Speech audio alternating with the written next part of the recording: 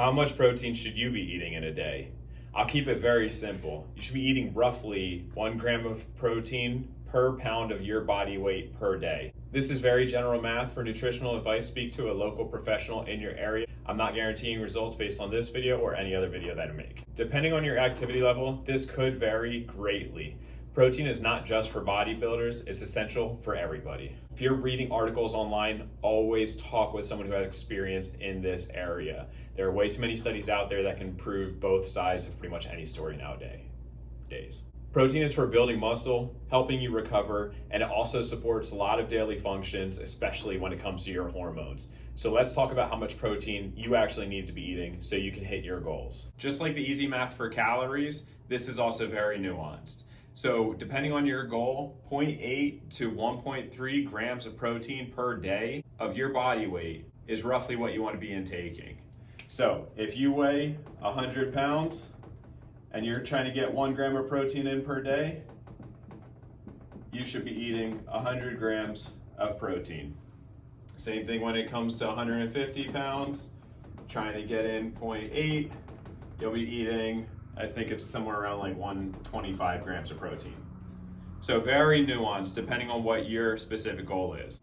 And whether you're an omnivore or a vegan who's a bodybuilder, this is going to take some trial and error, and as you progress in your journey, it might change. So make sure you're staying on top of these calculations. If you're aiming to just maintain your muscle or live just a general healthy lifestyle, then you could be getting 0.8 to about 1 grams of protein per your pound of body weight per day, and you should be okay. Again, check with a local professional. These are very rough numbers, and you're going to want to do some trial and error with this as well. If you're trying to gain your muscle mass, you might want to be closer to the 1.3 grams of protein per body weight per day. And now there's, again, a lot of nuance to this, so you can be eating more than that as well. I'm just giving very general math here. Now let's talk about timing a little bit. Bottom line, it really doesn't matter. When people say timing does matter, they're simultaneously right and wrong. It's one of those questions that it really just depends highly on your goals and you specifically. If you're competing for powerlifting, the timing of your protein intake is going to be a little bit more important because of how specific that goal is and how on point your muscles and your hormones and everything has to function. Not saying that general health isn't supposed to be on point too, but if you're not looking to get every striation, there's a little bit more freedom when it comes to the timing of your protein intake. The total amount of protein is what really matters in the span of a day. Now, I usually recommend try to front load your protein as much as you can. Basically, eat as much protein as you can in the beginning of the day. Through my experience, people are usually having to get the last bit of protein in right before they go to sleep. Ideally, you just spread out your protein evenly throughout the day. If you're having trouble getting all your protein in, try to front load some, eat a little bit more in the beginning of your day.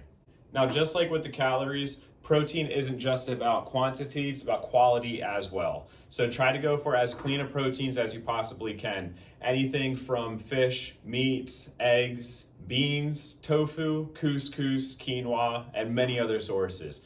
Now, all of those aren't going to have the highest amount of protein, but those are some different variations that are a little bit of carbs and protein mix, or fat and protein mix, or more high protein items. Protein drinks and snacks are okay too.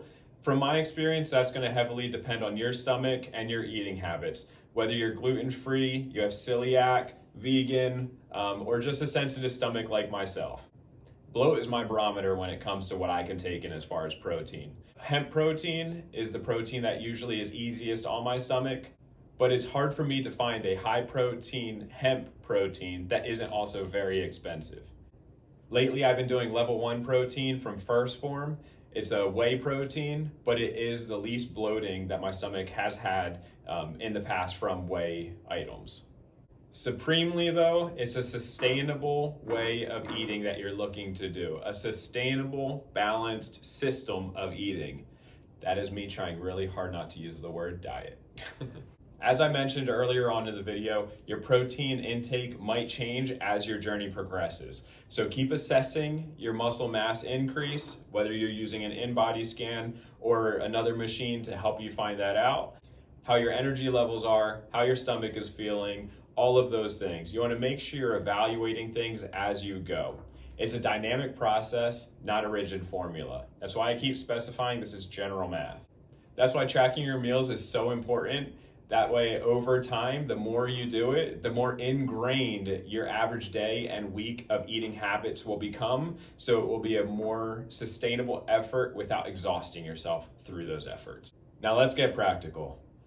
On the screen now are some examples of protein-packed meal ideas. If you're going out, you can also always ask to add them to add protein, whether it's a drive-through or a build your own style lunch spot, especially since they are usually light on the protein in comparison to your at-home meals, and it's not usually going to be the best quality. However, planning ahead with one of these meals or something of your own creation reigns supreme. These are guidelines. It's going to be up to you and how you feel. So really pay attention to your meal times and what you're eating to see how you feel and adjust as necessary. Speak to a local professional, have fun with the sustainable habit creations, and hit the like and subscribe button if this has helped you. Send it to somebody if you feel that they could benefit as well. The next video, I'm going to be talking to AI, asking for 20 cliches and quotes, and we'll see if they're valid together. I'm not reading the list beforehand, so this one should be fun.